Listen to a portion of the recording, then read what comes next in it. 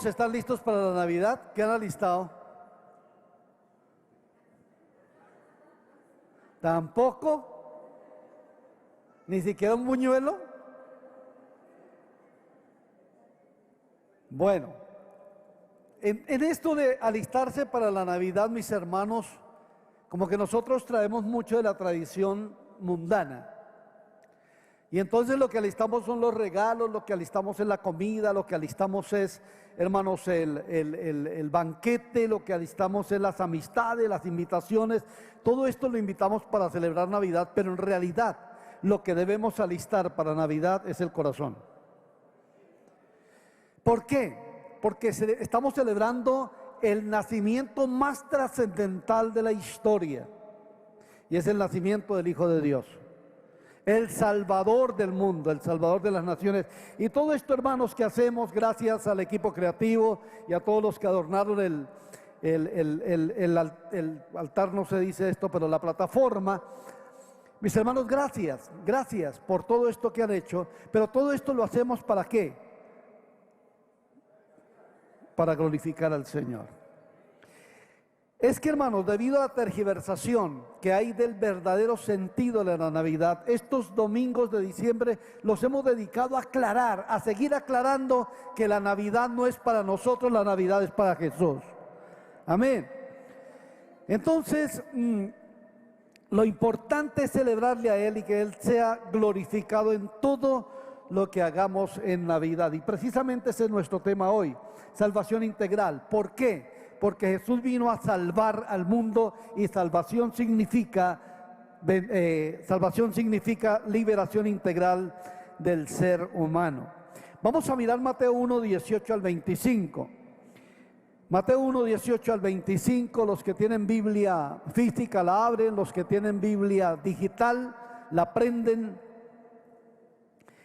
Y dice Mateo 1, 18 al 25. El nacimiento de Jesucristo fue así.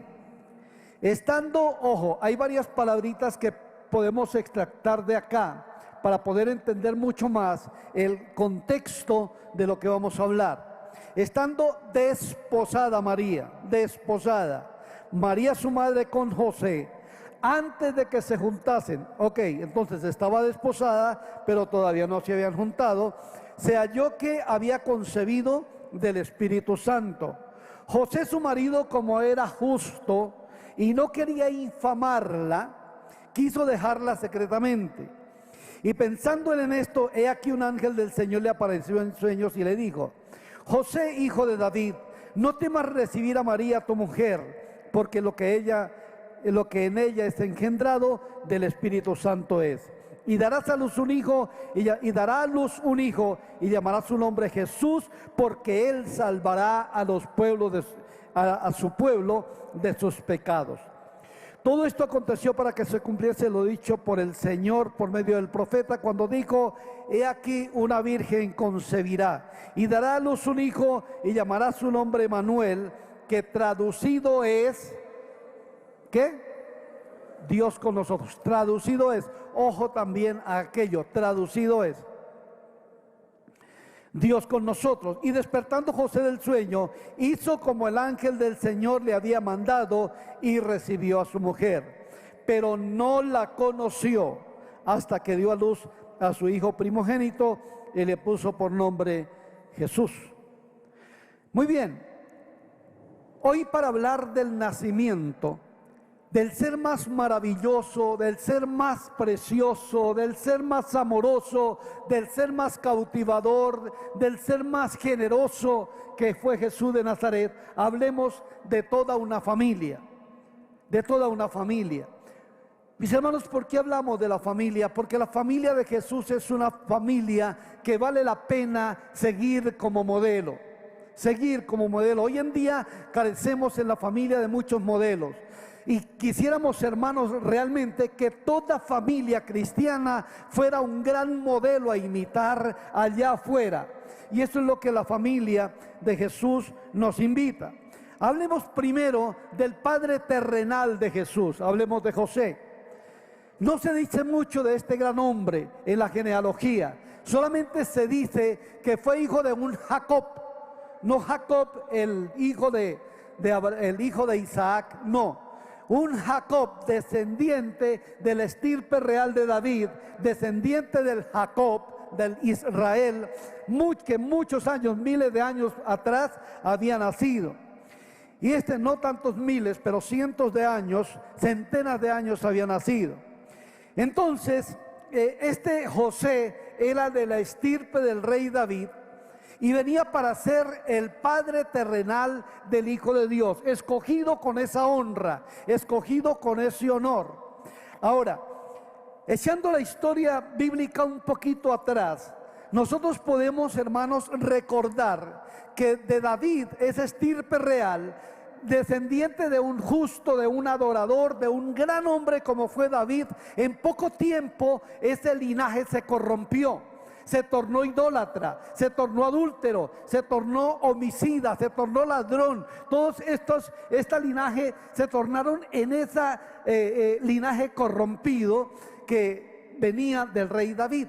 Sin embargo, de ese linaje hay familias que se conservan, y la familia de José se conservó, y dice la Biblia que este era un hombre justo.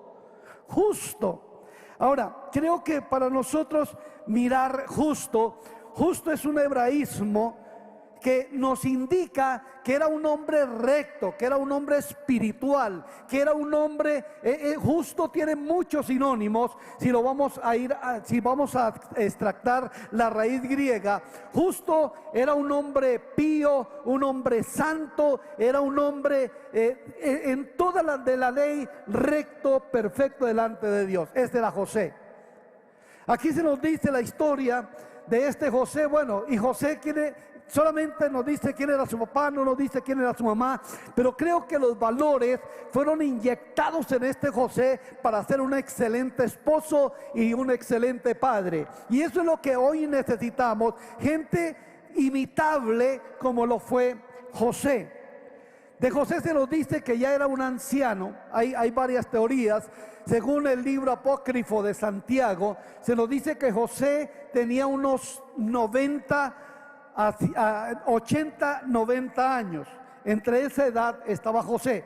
Otra historia dice, otras fuentes, que tenía entre 40 y 50 años. Otros dicen que entre 30 y 40. Bueno, haya tenido la edad que haya tenido, la Biblia nos dice que era un hombre justo, Y cuando miramos este panorama, decimos que qué interesante es que todos los hombres cristianos puedan decir de cada uno que somos justos, pero justos llevado a todos los sinónimos que encontramos y todos los derivados de la palabra justo que tenga que ver con lo que dice la palabra del Señor, que todo hombre, todo esposo, todo padre debe ser. Hoy en día, hermanos, hay muchos esposos que no saben, no hay justicia en ellos, que no son hombres que en realidad hagan lo que la Biblia dice. Sin embargo, aunque tengan Biblia, se caracterizan como gente que no tiene Biblia, que no tiene palabra, que no tiene conocimiento, porque hacen todo lo contrario de lo que la Biblia dice que se debe hacer. ¿Cuántos hombres podríamos decir hoy en día que viven justicia en su hogar, que viven rectitud, que viven responsabilidad, que saben ser esposos, que saben ser padres, que saben amar la justicia? Una de las cosas por las cuales dice que era justo es porque cuando recibió la noticia de su esposa, o cuando se dio cuenta, empezó a darse cuenta, yo no sé cómo se empezó a dar cuenta que María estaba embarazada. Pero él, cuando se dio cuenta, dice la Biblia que no quiso infamarla. Infamarla es no crear mala fama, no crearle mala fama. Y él optó, yo no sé allá cómo él, en su dolor del alma, porque seguro que esta palabra desposada ya lo explicó el pastor Juan Carlos, es legalmente comprometidos. El matrimonio en hebreo tenía 3 etapas. Uno, se reunían las familias y entonces acordaban que el hijo de este se casaba con la hija de este, es decir, acordaban la boda. El segundo, la segunda fase era el esposorio. Digan conmigo esposorio. El esposorio significa que se publicaba la noticia de que iban a ser casados, ¿cierto? Pero ese esposorio era ya un matrimonio legal que solamente se podía deshacer por el divorcio. Sin embargo, todavía no se iban a vivir juntos, porque esa era la tercera fase. Se casaban y se iban a vivir juntos. Entonces María estaba desposada y por eso llama a José marido de María, aunque no se habían juntado, aunque no se habían ido todavía a vivir. Entonces estaba desposada. Él, yo no sé cómo se entera, tal vez empieza a verle la barriguita a aquella niña, entre otras. El pastor Juan Carlos también lo explicó, que la edad de María estaba entre 13 y 16 años, y eso dicen la gran mayoría de biógrafos y la gran mayoría de historiadores. Dicen que María tenía entre 13 y 16 años, total que era una niña, una adolescente, que se casó con José y José tenía 90 o tenía 40, pues en ese caso se daban matrimonios de parejas muy disparejas.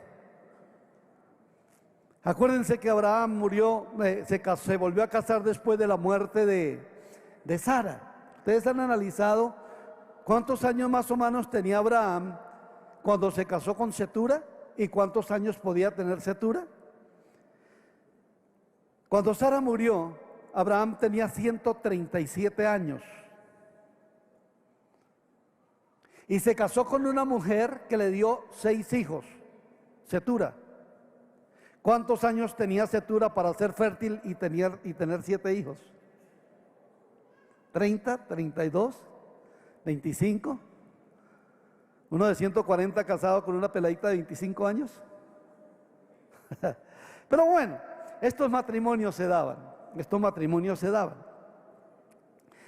Entonces, mis hermanos queridos, este José era un José justo, se casó con esta niña, y esta niña preciosa, vamos a hablar después de ella, pero cuando se da cuenta, él dice: yo no puedo causarle daño a esta mujer que amo, no puedo hablar mal de ella.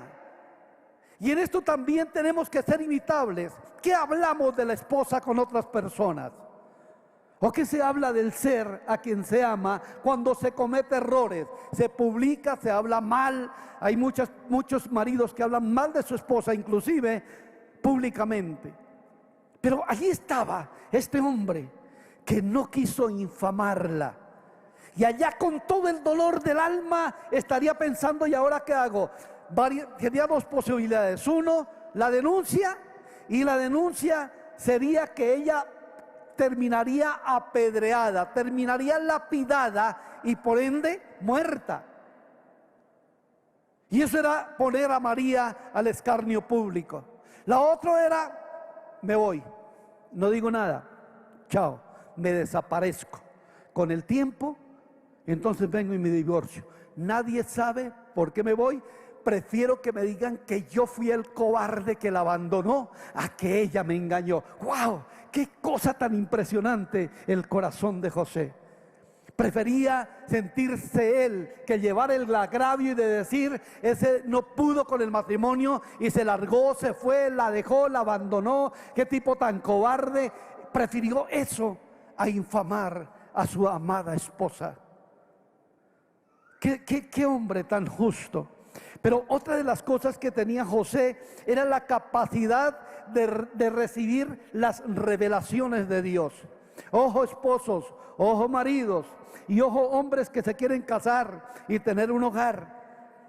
Dice la Biblia: y pensando él en esto, en el embarazo de su esposa y en querer dejarla, he aquí un ángel del Señor le apareció en sueños y le dijo: José, hijo de David, no temas recibir a María tu mujer, porque lo que en ella es engendrado del Espíritu Santo es.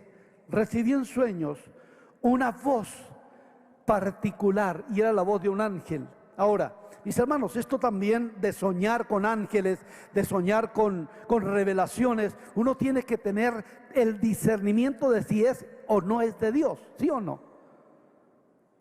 José hubiera podido pensar, wow, yo reprendo esto. Debe ser por mis pensamientos que están aquí acerca de esto. Yo no puedo entender esta situación. Pero lo único que digo es que este hombre tenía una espiritualidad tan especial que conectaba con Dios. Y por eso Dios le da una revelación a través de un ángel. Y este ángel le dice lo que era la verdad. Había un milagro de Dios, había algo sobrenatural, había algo importantísimo, y es que ese ser que estaba en el vientre de su novia, de su prometida, era una obra del Espíritu Santo. Gloria a Dios. Él lo recibió y lo creyó y obedeció lo que el Espíritu Santo le decía. ¿Qué don de revelación tenemos nosotros? ¿Qué capacidad de recibir la voz de Dios, de recibir la revelación de Dios para gobernar nuestro hogar, para gobernar nuestros hijos, para levantar generaciones que sirvan a Dios? ¿Qué espiritualidad tenemos? ¿Qué clase de comunión tenemos?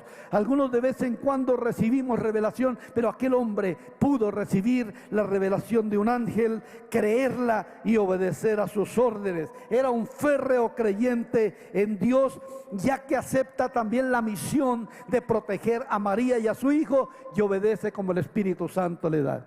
Le dice: esposos, varones, aquí tenemos un gran ejemplo de un hombre imitable, a quien vale la pena seguir su ejemplo de justicia, seguir su ejemplo de espiritualidad, seguir su ejemplo de santidad, seguir su ejemplo de trato con la mujer. José. Pero vamos a María. Nos dice que era virgen. Aquella niña era virgen. Cuando nos dice que es virgen, esto nos habla de un claro concepto de moral al interior de la familia. Ustedes pueden decir: ay, es que eran tiempos distintos. Mis hermanos, en aquellos tiempos también había corrupción sexual. En aquellos tiempos también las niñas eran tentadas a caer en pecado sexual. Hoy en día, hermanos, tenemos una juventud muy corrompida. Se han levantado, hermanos, una corrupción impresionante, y es muy duro poder, mis hermanos, ver tanta tentación, tanta corrupción, tanta insujeción. Los niños no quieren obedecer a sus padres, los padres no quieren ejercer autoridad sobre sus hijos. Se levanta una juventud anárquica que simplemente quiere hacer lo que le dicta su mente y nada más. Pero María no. María era una mujer sujeta. Y aquí la tenemos en dos aspectos para ser imitable como esposa, y ser imitable como joven. Entonces, ¿quiénes eran los padres de María? El mismo libro apócrifo, el mismo evangelio apócrifo de Santiago, nos dice que los padres de María, y eso lo dice la tradición católica, era un tal Joaquín y una tal Ana. ¿Sí se acuerdan o no? Y por eso existe un San Joaquín y una Santa Ana, que eran los padres supuestamente de María. Eso no lo tenemos revelado en las Escrituras. Lo cierto es que estos padres también supieron levantar a una niña con principios y valores del reino. Esto lo hace ser, hermanos, una modelo de esposa. Repito que si estamos viviendo tiempos muy difíciles, épocas muy desdichadas para los niños y los jóvenes, que cuando nos ponemos a pensar qué de nuestras generaciones y qué serán en el mañana, surge un temor terrible en el corazón de cada padre con lo que vemos que se está levantando en este tiempo. Pero les digo, padres, no importa que el mundo esté corrupto, la Biblia nos dice que en los tiempos de Noé, la mentalidad de todo hombre era de continuo solamente el mal, pero Noé pudo levantar sus hijos en medio de la más terrible corrupción. Y quiero decirles que así como en medio de esa maldad allá en Israel que había en los tiempos del Señor, unos padres pudieron levantar una niña con todos los principios y valores del reino, nuestros hijos servirán al Señor y se levantarán con todo lo que el Padre Celestial ha dicho que tiene para ellos. Bendito sea el Señor. Alguien decía, no estamos lejos en Colombia de vivir los días de Sodoma y Gomorra. No estamos lejos de vivir los días que se vivía en los días de Noé. Y hermanos queridos, es que eso se ve hoy, homosexualismo por todos lados, que era el distingo de estas ciudades, Sodoma y Gomorra, las banderas de LGBTI izadas por muchas ventanas, movimientos que defienden este pecado, esta maldad que se vive. Y hermanos, esto es duro pensar que viene para nuestros hijos, pero como cristianos, hermanos, podemos creer y podemos pensar que para nuestros hijos vendrán las bendiciones que el Señor tiene prometidas en su palabra, que para nuestros hijos, si los oramos, si los trabajamos conforme a los mandamientos de Dios, ellos serán para la bendición de nuestra patria Colombia. Aleluya. María, mujer, imite a María en su pureza moral, en su pureza de pensamiento, en su pureza espiritual, digna de ser escogida la madre del Hijo de Dios. Hoy, María no es venerada, no la veneramos, pero sí recomendamos imitarla. No la adoramos, pero sí es una mujer digna de imitar, María la Virgen. Bendito sea el Señor. Hablemos ahora de Jesús. Jesús aquí tiene dos nombres, uno Jesús y el otro Emmanuel. Vamos a hablar primero de Jesús. Los cristianos todos sabemos que en el nombre de Jesús hay poder, ¿sí o no? En el nombre de Jesús, dice la Biblia, la promesa de Marcos, echaremos fuera demonios, hablaremos nuevas lenguas, sobre los enfermos pondremos las manos y ellos sanarán. Hermanos, tomaremos serpientes y no nos harán daño, es decir, imposibilitaremos el veneno de la serpiente o que la serpiente nos haga daño. Eso es el nombre de Jesús, tiene poder. Pero ¿qué significa Jesús? ¿De dónde viene? Ante todo, mis hermanos, el nombre de Jesús le fue revelado tanto a María como a José. A María le dijo el ángel, tendrás un hijo y le pondrás por nombre Jesús. Y a José le dijo, lo que ella tiene es engendrado del Espíritu Santo es, y llamará su nombre Jesús. Aleluya. ¿Y qué significa Jesús? Jesús fue llamado en hebreo el Mesías y traducido como Cristo al griego.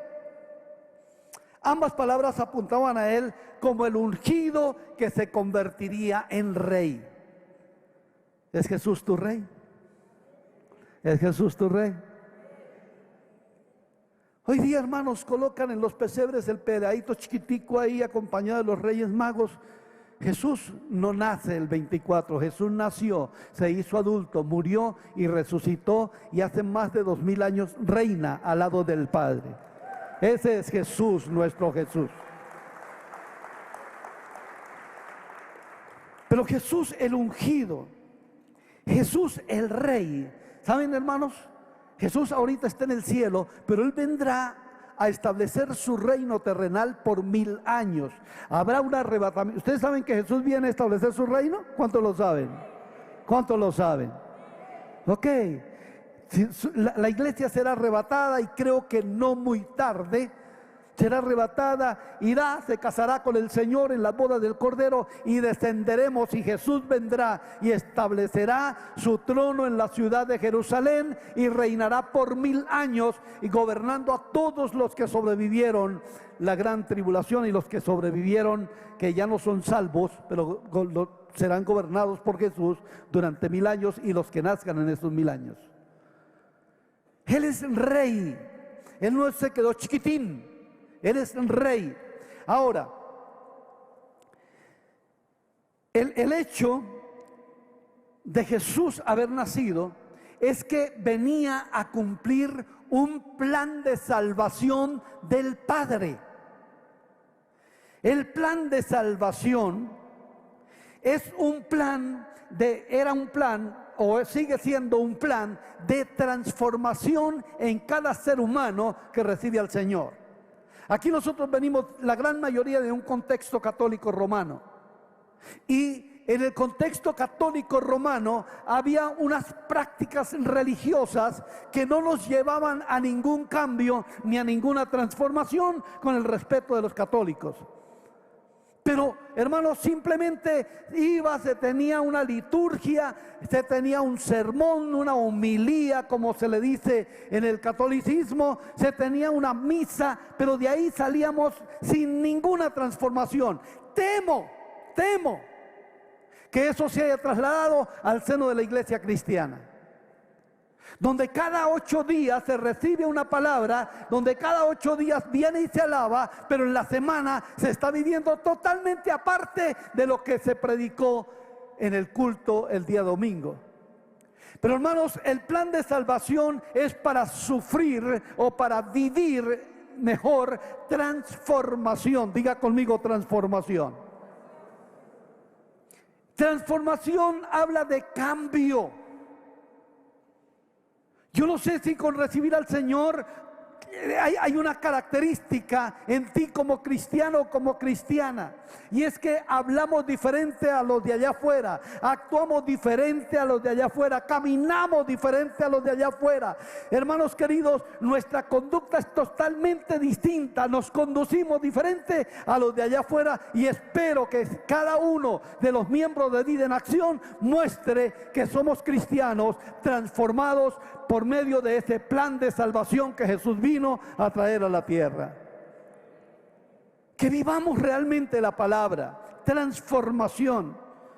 Hermanos, el apóstol Pablo dice: no os conforméis a este siglo, sino transformaos por medio de la renovación de vuestro entendimiento, para que comprobéis cuál sea la buena voluntad de Dios, agradable y perfecta.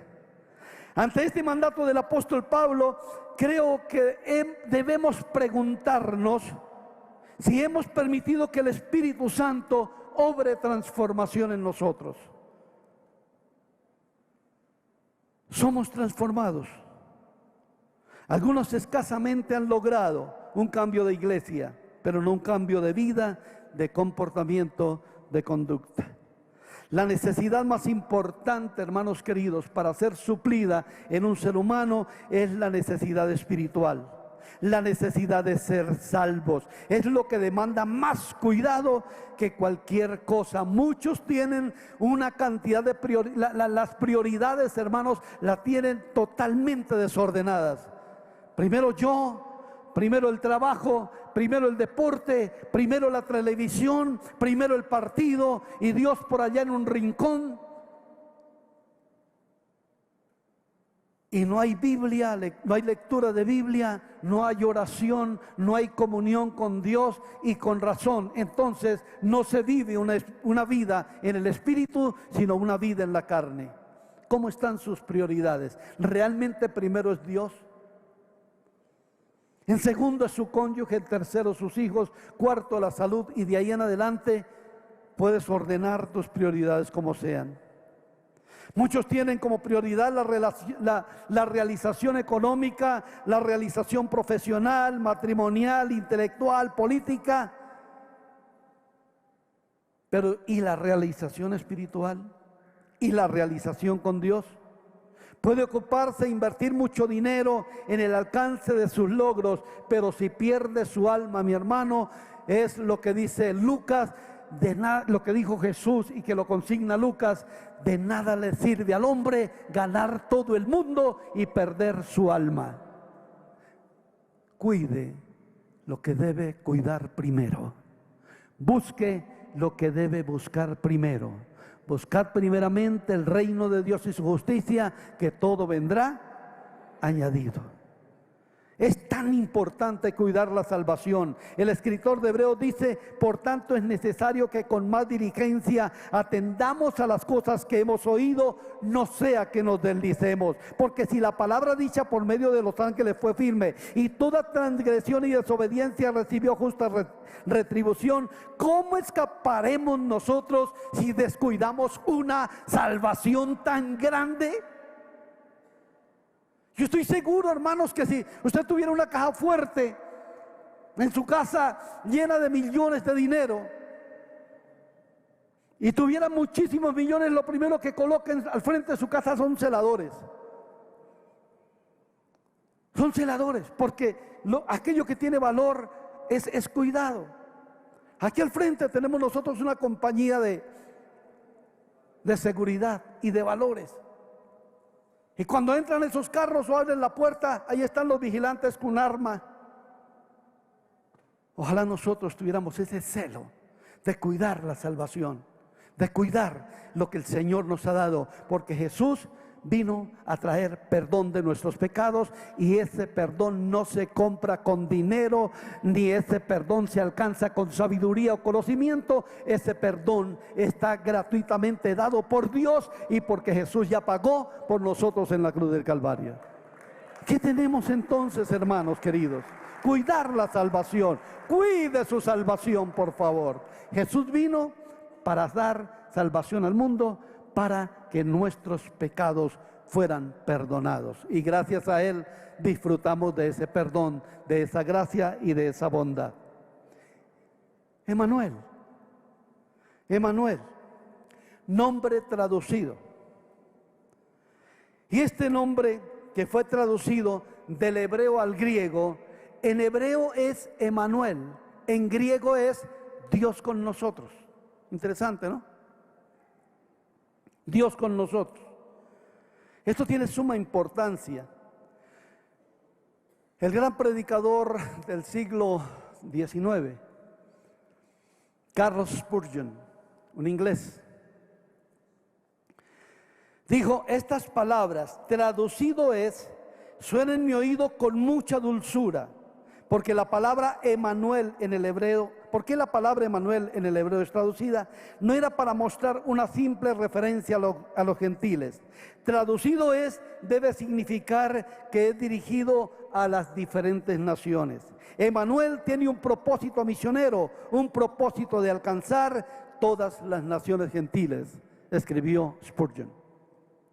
¿Eso qué quiere decir? Que Dios con nosotros nos habla de ese propósito divino de ir a todas las naciones de la tierra. Emmanuel entonces se convierte en un nombre misionero que quiere alcanzar a todas las naciones. Tenemos ese texto, Emmanuel. Y entonces, hermanos, creo que lo debemos mirar de esa presencia de Dios continua también. Dios está con nosotros. A veces dudamos de su presencia, a veces dudamos de su compañía, a veces dudamos de su ayuda. Nos metemos en embrollos increíbles y decimos: Dios me abandonó. En una ocasión, hay la historia en Segundo de Reyes capítulo 3, salió un rey llamado Joram e invitó a 2 reyes a salir a la guerra. No oró, no ayunó, no pidió dirección para salir a la guerra. Y en un momento se encontraron en un desierto, se fueron por un desierto el ejército y no se encontró agua. Y dice el rey Joram: Dios nos sacó para matarnos de sed. ¿Cómo así que Dios nos sacó? No ora, no ayuna, no busca a Dios, no le dice a Dios si debo salir a la guerra, y se va a la guerra. Y ahora, entonces, cuando está en la situación ya de emergencia, ahí sí dice: Dios nos sacó para matarnos. ¿Cuánta gente le echa la culpa de sus tribulaciones que le producen sus propias decisiones, porque no busca la dirección de Dios en el camino? Emmanuel, Dios con nosotros, quiere decir que en todo tiempo nos acompaña, y podemos pedirle al Emmanuel que está con nosotros que nos ayude, que nos guíe. Emanuel es Dios participando de nuestra naturaleza e interesado en la salvación del mundo. Siempre Dios está invitando al hombre a que se haga partícipe de sus favores. Dios está invitando al hombre a que se acerque a Él y vea su grandeza, que viva con Él y experimente su amor, que dependa de Él y obtenga su respaldo, que confíe en Él y adquiera sus beneficios, que le crea a Él y reciba sus milagros. Ese es Emanuel, cerca, muy cerca, porque vino a vivir y a experimentar todos nuestros dolores, y al estar con nosotros nos comprende, nos ayuda. Emanuel, el Señor está contigo doquiera que tú vayas. Y es que esa es la promesa. Dios se lo dijo a Josué. Dios le prometió a Josué: he aquí yo estaré contigo por donde quiera que tú vayas. Y también en la promesa de Jesús dijo: y he aquí yo estaré con vosotros todos los días hasta el fin del mundo. Dios nunca, nunca, nunca te abandona. Emanuel es Dios con nosotros. Emanuel es Dios con nosotros. Dios con nosotros se convierte en una esperanza de por vida, una eterna compañía. Las parejas se casan para toda la vida, pero no por la eternidad. Algún día alguno de ellos puede faltar, pero Jesús vive para siempre y su compañía se hace eterna. Bendito sea el Señor. Pues sí, ahí dice: yo estaré, si acepta a tal persona como esposo, como esposa, hasta que la muerte los separe o hasta la venida del Señor. Sí, porque como decía el hermano Darío Gómez, nadie es eterno en el mundo, ¿no? Pero hermanos queridos, con Jesús no pasa lo mismo. Con Dios tenemos la confianza de tener a nuestro lado siempre una compañía, un respaldo. Un respaldo. La promesa de Dios a Josué, y lo mismo en Hebreos, es que no te dejaré, no te desampararé. Los milagros, las señales vienen, la ayuda, el librarnos en los peligros. Dios está ahí. Contaba mi suegro un testimonio maravilloso de cómo el Señor le libró en muchas ocasiones. Dice que una vez en Choachí le hicieron una sonada porque él fue a predicar el Evangelio, y los enemigos del Evangelio, la religión en sí, atravesaron un camión en toda la subida de Choachí para acá, y ustedes saben, de Choachí para acá, y ustedes saben que eso es un abismo. Y en lo más alto del abismo le atravesaron un camión y él venía en un carrito. Y entonces había una turba esperándolo y una turba persiguiéndolo. El camión dejó como un metro por ahí de tierra, de espacio. Y dice que cuando vio esa turba, él dijo: en el nombre de Jesús, aceleró su carro, se metió por la orilla, y dice que 2 llantas pasaron en el aire, y 2 llantas lo pasaron al otro lado. Eso es el Espíritu Santo que cogió el carro y lo tuvo ahí, hermanos, porque cuando se cree en el poder de Dios tenemos milagros, porque el Emanuel que va con nosotros siempre nos va a proteger. También tenemos un testimonio de mi suegra. En una ocasión se fue a sacar una plata por allá en un banco en la 68. Y eso de que el cajero se demoró y que demórese y demórese, y bueno, ¿y qué pasa? Era una plata de la iglesia donde ellos pastoreaban. Y entonces salió y cogió su carro, yo venía manejando, y de pronto un tipo con una moto o con un carro, no me acuerdo. El asunto es que por la ventana le decía: deme la plata. Y ella: no se la doy. Deme la plata que le disparo, no sé qué, y con su grosería: si no se la doy. Y el tipo disparó. Le disparó por la ventana. Lo cierto de todo esto es que la bala se dividió en dos, se rompió. O sea, eso no tiene explicación. Y una parte cayó en el cabezote, en el descansanuca del carro, ahí cayó un pedazo, y el otro pedazo cayó en el asiento, pero a ella no la tocó. Porque ella dijo, en el nombre de Jesús no se la doy. Y en el nombre de Jesús, hermanos, ¿no tenemos a un Dios maravilloso con nosotros? Emmanuel está con nosotros. Dios con nosotros. Con nosotros es una promesa de respaldo. En las cosas más difíciles de la vida está con nosotros. En los momentos más inciertos está con nosotros. En los tiempos de profunda incertidumbre está con nosotros. Aún en los profundos túneles de duda está con nosotros. Emmanuel, Dios con nosotros. En las enfermedades más dolorosas está con nosotros. En las batallas más cruentas está con nosotros. Pero también para lograr sueños y victorias y celebrar nuestras victorias está con nosotros. Emmanuel, Dios con nosotros. Aleluya. ¿Qué concluimos, hermanos? ¿Vale la pena festejar diciembre?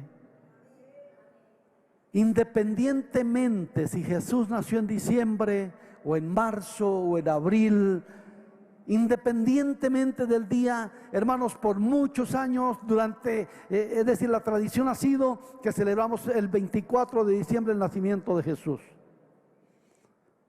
En la casa nació algún día la idea de mi hijo Dani, de en la mesa dejar una silla vacía cuando nos sentamos a comer. Y le decimos, Jesús, siéntate con nosotros.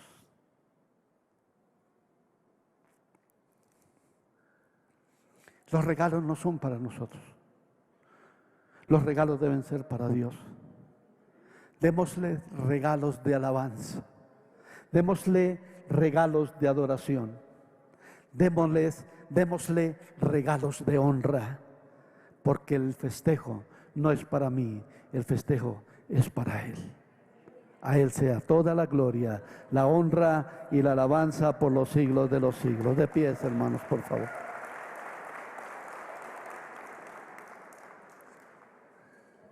Levanta tus manos al cielo y adora a Jesús, el que perdonó tus pecados, y al Emmanuel que está contigo. Es el mismo. Piensa en tus dudas, en tus encierros. Piensa cuando tú has dudado de su presencia, de su grandeza, de su poder, de su cuidado. Piensa cuando tú has dudado de su amor, de su misericordia, y pídele perdón y dile a Dios, Señor, tu compañía es más que suficiente.